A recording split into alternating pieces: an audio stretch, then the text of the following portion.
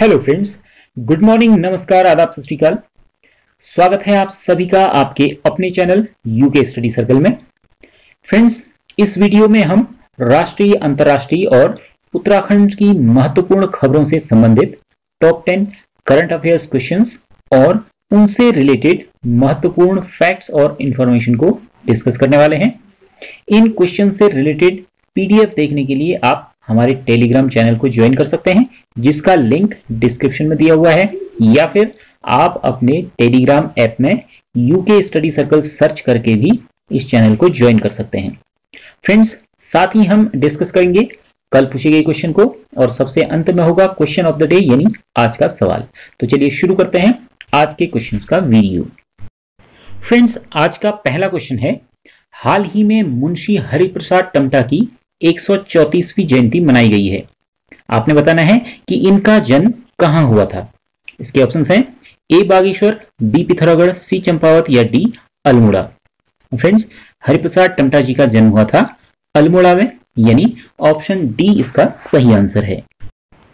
उत्तराखंड के दलित चिंतक और समाज सुधारक मुंशी हरिप्रसाद टमटा का जन्म 26 अगस्त 1887 को अल्मोड़ा में हुआ था। दलित जाति से होने के कारण छुआछूत, अस्पृश्यता आदि समस्याओं का सामना इन्होंने करना पड़ा और इन्होंने इसे मानव समाज से खत्म करने का संकल्प लिया। 1907 में अकाल के समय कुमाऊं के अनेक स्थानों में खाद्य सामग्री की सस्ती दुकानें खोलकर इन्होंने पीड़ितों की मदद की। 1913 में लाला लाजपत राय को अल्मोड़ा बुलाकर उन्होंने 50-51 अलग अलग नामों में बटे दलित समाज को शिल्पकार नाम दिया और उनके लिए आर्य जाति नाम घोषित करवाया। इन्हीं के प्रयासों के कारण 1931 की जनगणना से उत्तराखंड के दलितों की जाति के कॉलम में शिल्पकार लिखा जाने लगा। 1934 में इनके द्वारा समता अखबार शुरू किया गया और 1914 में कुमाऊं शिल्पकार सभा बनाई गई। इन्हें पहाड़ का अंबेडकर और उत्तराखंड के पुनर्जागरण का पुरोधा भी कहा जाता है। आज का दूसरा क्वेश्चन है, टोंगिया गांव से क्या अभिप्राय है। इसके ऑप्शंस हैं ए आदिवासी लोगों का गांव, बी दलित जातियों का गांव, सी श्रमिकों का गांव या डी टोंगा जाति का गांव। और इस क्वेश्चन का सही आंसर है ऑप्शन सी, श्रमिकों का गांव। फ्रेंड्स, टोंगिया उन श्रमिकों के गांव का नाम है जो 1930 में वनों में पौधारोपण के लिए हिमालयी क्षेत्र में लाए गए थे। आजादी से पहले इन श्रमिकों को वनों में स्थित गांव में कई तरह की सुविधाएं प्राप्त थी। 1980 में वन संरक्षण अधिनियम बनने के बाद इनके ये अधिकार खत्म कर दिए गए। अब इन श्रमिकों के टोंगिया गांव को प्रदेश सरकार द्वारा राजस्व ग्राम का दर्जा दिया जाएगा। इन टोंगिया गांव में करीब 50,000 की आबादी निवास करती है। उत्तराखंड में ये गांव हरिद्वार, नैनीताल, देहरादून, ऋषिकेश, चंपावत, खटीमा, रामनगर आदि जिलों में हैं। अगला क्वेश्चन है, उत्तराखंड की वर्तमान खेल नीति किस वर्ष में आई। इसके ऑप्शंस हैं ए 2011, बी 2014, सी 2012 या डी 2017। और इस क्वेश्चन का सही आंसर है ऑप्शन बी 2014, यानी उत्तराखंड की जो खेल नीति है वो 2014 में अस्तित्व में आई। और अब उत्तराखंड खेल नीति 2014 में संशोधन कर उत्तराखंड खेल नीति 2020 लाई जाएगी। नई प्रस्तावित खेल नीति में राष्ट्रीय एवं अंतर्राष्ट्रीय स्तर पर पदक जीतने वाले खिलाड़ियों को समूह ग की सरकारी नौकरी दिए जाने की योजना है। खेल नीति 2020 के ड्राफ्ट के अनुसार उत्तराखंड की सरकारी सेवा में खिलाड़ियों के लिए 4% कोटा प्रस्तावित है। खेल और खिलाड़ियों की सुविधा के लिए जिला स्तर पर 5 इंडोर स्टेडियम बनाए जाएंगे। खिलाड़ियों को महाविद्यालय व्यावसायिक पाठ्यक्रम और विश्वविद्यालय में 5% कोटा तय करने का भी सुझाव दिया गया है। और वर्तमान में जो उत्तराखंड के खेल मंत्री हैं उनका नाम है अरविंद पांडे। अगला सवाल है, राष्ट्रीय ग्राम स्वराज अभियान की शुरुआत कब की गई थी। इसके ऑप्शंस हैं ए 2015, बी 2017, सी 2018 या डी 2014। और इस क्वेश्चन का सही आंसर है ऑप्शन सी 2018, यानी राष्ट्रीय ग्राम स्वराज अभियान 2018 में शुरू किया गया था। यह अभियान केंद्र सरकार द्वारा 24 अप्रैल 2018 को शुरू किया गया था। इस अभियान के तहत उत्तराखंड के शहरी क्षेत्रों में प्लास्टिक उन्मूलन अभियान चलाया जा रहा है। अब पंचायती राज विभाग इसे ग्रामीण क्षेत्रों में भी शुरू करेगा। इसके अंतर्गत प्रथम चरण में राज्य के सभी 95 विकास खंडों में एक एक गांव चयनित किए जा रहे हैं।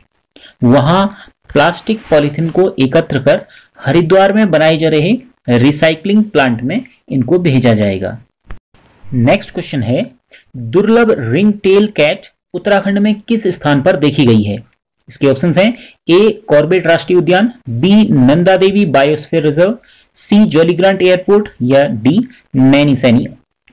और इस क्वेश्चन का सही आंसर है option C Jollygrant airport. Uttarakhand में जैव विविधता का भंडार है। यहाँ हजारों वनस्पतियों के साथ ही जीव जंतुओं की भी प्रजाति भरमार मात्रा में पाई जाती है। जॉलीग्रांट एयरपोर्ट क्षेत्र में फॉरेस्ट टीम ने दुर्लभ रिंग टेल कैट का रेस्क्यू किया है। रिंग टेल कैट का वैज्ञानिक नाम है बैसिलिस्कस एस्टुटस।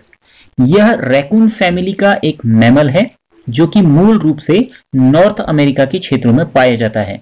इसे IUCN यानी international union for conservation of nature की रेड लिस्ट में लीस्ट कंसर्न कैटेगरी में रखा गया है।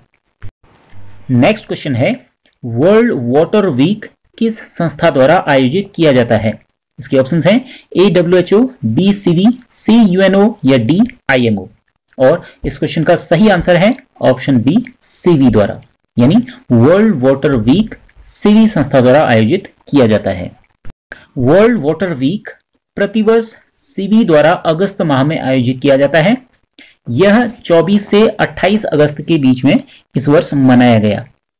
थीम 2020 की water and climate change accelerating action, ये इसकी थीम रही है। CV का पूरा नाम है स्टॉकहोम इंटरनेशनल वाटर इंस्टीट्यूट। इसकी स्थापना 1991 में की गई थी और इसका मुख्यालय है स्टॉकहोम, स्वीडन में। इस वर्ष Stockholm water prize 2020 doctor John Cherry, जो कि ग्राउंड वाटर के एक्सपर्ट हैं, इनको दिया जाएगा। बढ़ते हैं अगले सवाल की तरफ। अगला क्वेश्चन है, केंद्रीय संस्कृति और पर्यटन मंत्रालय ने भारतीय पुरातत्व सर्वेक्षण यानी ASI के कितने नए सर्कलों की घोषणा की है? इसके ऑप्शंस हैं A5, B6, C7 या D8। और इस क्वेश्चन का सही आंसर है ऑप्शन सी 7, यानी भारतीय पुरातत्व सर्वेक्षण ASI के कितने नए सर्कलों की घोषणा की गई है? 7 सर्कलों की। तो ये याद रखना है। फ्रेंड्स, भारतीय पुरातत्व सर्वेक्षण केंद्रीय संस्कृति मंत्रालय के अंतर्गत कार्य करता है और वर्तमान में केंद्रीय संस्कृति और पर्यटन मंत्री हैं प्रहलाद सिंह पटेल। भारतीय पुरातत्व सर्वेक्षण के 7 नए सर्कल मध्य प्रदेश, उत्तर प्रदेश, तमिलनाडु, कर्नाटक, पश्चिम बंगाल और गुजरात में बनाए गए हैं। ये इन स्थानों में तमिलनाडु में त्रिची, पश्चिम बंगाल के रायगंज, गुजरात के राजकोट, मध्य प्रदेश के जबलपुर, उत्तर प्रदेश के झांसी और मेरठ और कर्नाटक के हम्पी में बनाए गए हैं। ASI, जिसका पूरा नाम है आर्कियोलॉजिकल सर्वे ऑफ इंडिया, इसकी स्थापना 1861 में की गई थी और इसके संस्थापक और प्रथम अध्यक्ष थे अलेक्जेंडर कनिंघम। नेक्स्ट क्वेश्चन है, इसरो ने स्पेस इनोवेशन सेंटर स्थापित करने के लिए किसके साथ समझौता किया है? इसके ऑप्शंस हैं A DRDO, B VSSUT, C NASA या D NPC। और इस क्वेश्चन का सही आंसर है ऑप्शन बी VSSUT। तो याद रखना है, इसरो ने स्पेस इनोवेशन सेंटर स्थापित करने के लिए किसके साथ समझौता किया है? VSSUT के साथ। इसरो और VSSUT मिलकर VSSUT स्पेस इनोवेशन सेंटर स्थापित करेंगे। VSSUT का पूरा नाम है Veer Surendra Sai university of technology. इसका मुख्यालय उड़ीसा के संबलपुर में है। और इसरो का पूरा नाम इंडियन स्पेस रिसर्च ऑर्गेनाइजेशन, जिसकी स्थापना 15 अगस्त 1969 को की गई थी। इसका मुख्यालय कर्नाटक के बेंगलुरु में है और वर्तमान में इसके अध्यक्ष हैं के शिवन। आज का अगला सवाल है, किस राज्य सरकार ने पहली समुद्री एम्बुलेंस सेवा शुरू की है? इसके ऑप्शंस हैं ए राजस्थान, बी कर्नाटक, सी केरल या डी तमिलनाडु। और इस क्वेश्चन का सही आंसर है ऑप्शन सी केरल। तो याद रखना है, राज्य सरकार, कौन सी राज्य सरकार है जिसने समुद्री एम्बुलेंस शुरू की है? आंसर है केरल सरकार ने। इस समुद्री एम्बुलेंस का नाम प्रतीक्षा रखा गया है और इस सेवा को मछुआरों की मदद के लिए शुरू किया गया है। बात करते हैं केरल की। केरल की राजधानी तिरुवनंतपुरम, यहाँ के मुख्यमंत्री हैं पी विजयन और राज्यपाल हैं आरिफ मोहम्मद खान। केरल में भारत का सबसे बड़ा कृत्रिम द्वीप वेलिंगटन द्वीप भी स्थित है। यह द्वीप वेम्बनाड झील का एक हिस्सा है। आज का 10वां और अंतिम क्वेश्चन है, हाल ही में किस देश ने सबसे बड़े हाइड्रोजन बम का परीक्षण किया है? इसके ऑप्शंस हैं ए अमेरिका, बी रूस, सी चीन या डी भारत।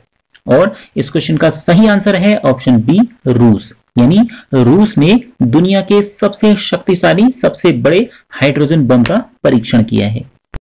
27 अगस्त को रूस ने दुनिया के सबसे शक्तिशाली हाइड्रोजन बम का परीक्षण किया है। इस बम को जार बम कहा जा रहा है। इसका परीक्षण आर्कटिक महासागर में नोवाया जेमलिया के एक द्वीप समूह में किया गया है। फ्रेंड्स, यहां पर याद करते हुए चलते हैं कि रूस की राजधानी मॉस्को, यहां की मुद्रा रूबल और रूस के राष्ट्रपति हैं व्लादिमीर पुतिन। फ्रेंड्स, अब बारी है कल पूछे गए क्वेश्चन की। कल का क्वेश्चन था, निम्नलिखित में से कौन सुमेलित नहीं है? और हमारे व्यूअर्स में से जिन जिन लोगों ने इस क्वेश्चन का सही आंसर दिया उनके नाम हैं हर्षु पंत, शिवानी बटोला, सचिन कुमार, संजीव कुमार, भावना जुकरिया, पूनम पंत, दीपक भट्ट, सुनील बिस्ट, प्रिया ओली, दीप बेटवाल, जीवन जोशी, क्रिएटिव थिंग्स, पूजा पांडे, मनोज जोशी, प्रमोद राणा और राहुल नेगी। फ्रेंड्स, आप सभी को बहुत बहुत बधाई। फ्रेंड्स, यहां जो उपनाम दिए गए हैं इनमें गोरा ब्राह्मण जिम कॉर्बेट को कहा जाता है, शिवानी गोरा पंत को, मौलिक पंडित नैन्से रावत को, लेकिन प्योला जियारानी को कहा जाता है, आयरन पंत को नहीं। इसलिए ऑप्शन बी जो है यहां पर गलत है। आयरन पंत को अल्मोड़ा की बेटी या पाकिस्तान की बहू के उपनाम से जाना जाता है। फ्रेंड्स, अब अंत में बारी है क्वेश्चन ऑफ द डे, यानी आज के क्वेश्चन की। आज का क्वेश्चन है, उत्तराखंड में फूलों की घाटी किन पर्वतों के मध्य स्थित है? इसके ऑप्शंस हैं ए नरनारायण पर्वत, बी माणा व कॉमेट पर्वत, सी चौखंबा और त्रिशूल पर्वत या फिर डी नर एवं गंधमादन पर्वत। फ्रेंड्स, इस क्वेश्चन का आंसर आपने हमें कमेंट बॉक्स में रोज की तरह लिख कर देना है। आज का वीडियो अगर आपको पसंद आया हो तो इसे लाइक करना ना भूलिएगा और साथ ही अपने फ्रेंड्स के साथ शेयर भी जरूर कीजिएगा। अगर आप चैनल पर नए हैं तो चैनल को सब्सक्राइब कर लीजिएगा, नोटिफिकेशन बेल को ऑल पर सेट कर लीजिएगा, जिससे हमारी अपकमिंग वीडियोस के नोटिफिकेशंस रेगुलरली आपको मिलते रहें और हमारी कोई भी इंफॉर्मेटिव वीडियो आपसे मिस ना हो। तो फ्रेंड्स, आज के लिए इतना ही। मिलते हैं अगले वीडियो में। जय हिंद।